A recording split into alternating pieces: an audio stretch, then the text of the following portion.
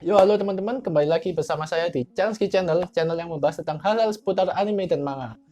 Nah, di kesempatan kali ini, aku akan membahas sebuah manga yang berjudul Blue Lock. Nah, Blue Lock ini adalah sebuah manga yang bercerita tentang sepak bola, di mana di sini digambarkan bahwa progres sepak bola di Jepang ini masih dalam posisi yang stagnan. Nah, akhirnya Asosiasi Sepak Bola Jepang memutuskan untuk memanggil seorang coach baru yang namanya Jinpachi Eko.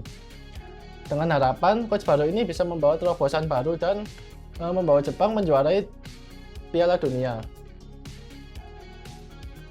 Nah, si coach baru ini, si Jinpachi ini berpikir bahwa kebanyakan striker-striker di Jepang ini kekurangan insting dan egoisme dalam mencetak gol. Nah, akhirnya dia membuat sebuah konsep pelatihan yang bernama Blue Lock. Fasilitas ini sendiri adalah fasilitas latihan yang dibentuk seperti penjara. Jadi dia mengumpulkan 300 orang striker dari anak-anak SMA di Jepang ini untuk dihadapkan satu sama lain dalam Blue Lock ini, dimana yang kalah akan langsung dikeluarkan dari program ini dan di-banned dari dunia persepak bolaan Jepang. Sedangkan untuk juara satunya, dia akan menjadi striker masa depan di tim nasional Jepang. Nah, untuk main karakter di sini namanya adalah Isagi Yoichi. Nah, Isagi Yoichi ini adalah seorang anak SMA yang baru saja gagal membawa tim sekolahnya untuk menuju ke turnamen nasional tingkat SMA.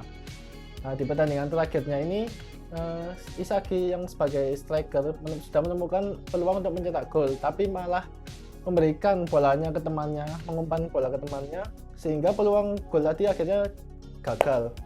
Nah, setelah gagal, si Yoichi ini akhirnya kan kecewa dan punya rasa bersalah lah, sebagai striker tidak bisa membawa timnya ke kejuaraan nasional. Nah, namun akhirnya Yoichi ini mendapat undangan dari program Blue Lock tersebut. Nah, demi mengejar mimpinya sebagai striker, akhirnya Isagi Yoichi pun menerima undangan tersebut dan berpartisipasi di Blue Lock. Dari sinilah cerita Yoichi di Blue Lock dimulai. Ada beberapa hal yang menarik di serial Blue Lock ini. Yang pertama, kalau dari segi cerita, menurutku cerita yang dibawakan atau tema yang dibawakan di Blue Lock ini termasuk out of the box. Kenapa bisa aku bilang out of the box? Nah, kebanyakan kan cerita bertema olahraga atau sepak bola lah terutama, itu biasanya pakai plot-plot yang hampir sama. Nah, biasanya kan pakai gini plotnya. Main karakternya ini adalah seorang anak SMP atau SMA yang berjuang untuk menjuarai turnamen nasional. Nah, setelah menjuarai turnamen nasional ini biasanya dia direkrut klub profesional, kalau nggak gitu ikut ke timnas buat kejuaraan U18 atau berapa gitulah. Nah, biasanya plotnya kan kayak gitu. Nah, di Blue Lock ini kan agak beda, gimana ya, kalau di Blue Lock kan lebih ke individunya untuk menjadi striker nomor 1 di Jepang. Terus ada konsep survival di mana dari 300 orang tersebut cuma satu yang bisa lolos dari program tersebut dan menjadi striker timnas Jepang, sedangkan yang lainnya istilahnya dibuang lah dari dunia persepak bolaan Jepang. Terus di cerita ini juga ada sistem ranking dan eliminasi. Nah, di Blue Lock ini kan sistemnya pelatihan lah, intinya pelatihan, tapi dia kan antar pemain itu disuruh melawan satu sama lain. Nah, kalau nggak salah nih, yang kalah dalam beberapa kali tantangan atau pertandingan itu akan langsung di-kick. Nah, selain itu juga ada sistem ranking di mana kita bisa tahu skill siapa dari 300 orang ini yang nomor 1 sampai ke 300. Jadi diurutkan dari 300 peserta tersebut, ada nomor 1, 2, 3, 4, 5 seterusnya lah. Nah, terus ada satu lagi yang menarik, yaitu di mana tipikal komik-komik olahraga lah, itu biasanya kan lebih fokus ke teamworknya, lebih fokus ke support satu sama lain antar pemain. Nah, bedanya lagi di sini yang ditekankan adalah egoisme dari seorang striker, lebih ke individualisme mereka untuk menjadi yang nomor 1. Kenapa? Bisa kita lihat dari temanya yang semi-semi survival gitu kan, ada 300 orang. Kan otomatis kalau misalnya kalian mau jadi nomor 1, itu kan harus mengorbankan impian ke 299 peserta lainnya. Nah, kan jarang kan yang pakai konsep kayak gini. Jadi nggak peduli kalau misalnya yang lainnya gagal, yang penting aku harus jadi nomor 1, gitulah yang ditekankan di komik ini. Kan ini sebuah konsep yang jarang banget sih, apalagi di tema-tema olahraga. Kalau bisa disimpulkan sih, intinya siapa yang kuat ya dia yang akan bertahan hidup paling akhir. Nah dari pace ceritanya pun kalau menurutku juga pas, nggak terlalu cepat juga nggak terlalu lambat. Jadi sampai chapter terbaru yang aku baca pun kayaknya semua penjelasannya udah cukup detail dan bisa diterima lah, jadi enak untuk diikuti lebih lanjut lagi. Nah lanjut, kalau tadi aku udah ngomongin tentang kelebihan dari segi cerita, kali ini aku akan membahas tentang kekurangannya dari segi cerita juga. Nah di sini kan premisnya adalah kondisi Jepang yang istilahnya gak ada progres lah beberapa tahun terakhir ini, kekurangan top striker. Nah di sini tapi skill-skill yang diperlihatkan dari peserta-peserta yang masih SMA ini bisa dibilang skillnya sekelas dengan pemain-pemain dunia lah. Dan itu juga gimana ya, dari kan tadi kan ada sistem ranking itu. Awal-awal ini kan diperlihatkan yang rankingnya 200-an, 280, 290-an. Nah itu aja udah punya skill-skill yang sekelas pro player. Nah kan agak-agak make sense gitu loh. Lawang anak SMA-nya aja kelas skillnya udah kelas dunia, harusnya kan timnasnya harusnya lebih pro lagi kan. Masa kayak gini juga dibilang progresnya nggak ada. Atau mungkin standar skillnya dengan real life juga beda kan, juga nggak tahu sih. Nah itu aja yang rank 200-an, apalagi yang 10 besar ataupun yang nomor 1 ini kan berarti bisa sekelas Messi mungkin. Terus lanjut, kan ini juga intinya kan latihan di dalam Blue Lock ini, latihan untuk dapetin satu yang paling bagus lah. Tapi konsepnya kayak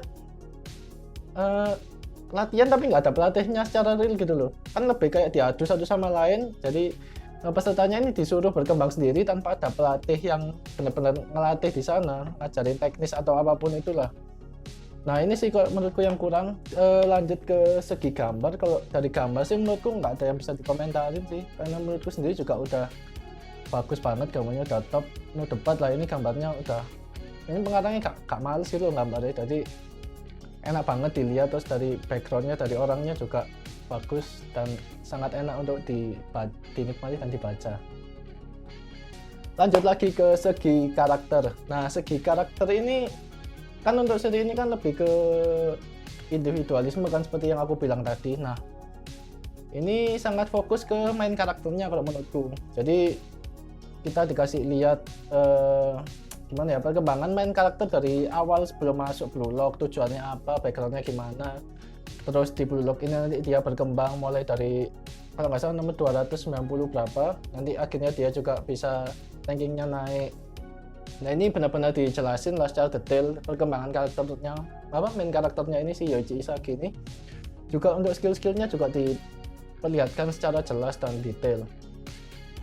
Nah di sini yang aku suka juga dari main karakter ini nggak terlalu OP dan juga nggak terlalu ampas sih. Jadi pas lah porsinya, pas skillnya pas, terus enak gitu. Jadi buat ngikutin perkembangannya, nggak tiba-tiba dari yang paling bawah langsung naik loncat ke paling atas, enggak. Jadi di sini ada prosesnya, dia mulai dari bawah sampai sekarang sih yang aku baca sih udah lumayan naik lah skillnya. Untuk set karakter di sini kan ada 300 peserta Blue Lock ini. Nah itu semua yang muncul biasanya ditunjukkan kemampuan ataupun skill-skill yang unik sehingga bisa menjadi pembeda satu sama lain. Meskipun ya kadang skill-skillnya terlalu OP sih untuk sekelas anak SMA. Selain itu juga kan di sini konsepnya kalau kalah langsung dikeluarin kan dari Blue Lock ini, dari pelatihan ini. Itu beberapa juga masih dijelasin kok backstory mereka. Terus gimana ya, jadi meninggalkan kesan yang kuat sih, meskipun kemunculan karakter-karakter ini juga nggak terlalu banyak, cuma beberapa karakter, tapi tetap meninggalkan kesan yang kuat bagi para pembacanya. Oke, kalau menurutku gitu sih dari segi karakternya.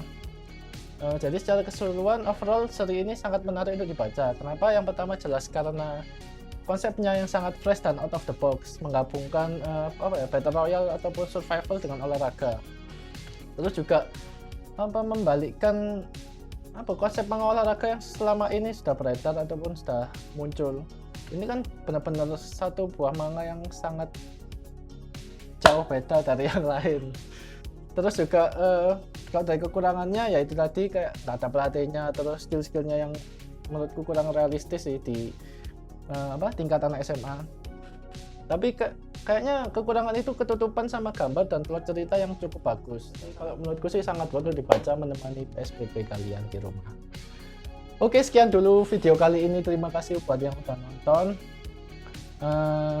Mohon maaf bila ada kekurangan, dan kalau bisa di share ke teman-temannya biar banyak yang nonton video ini. Terima kasih. Dadah.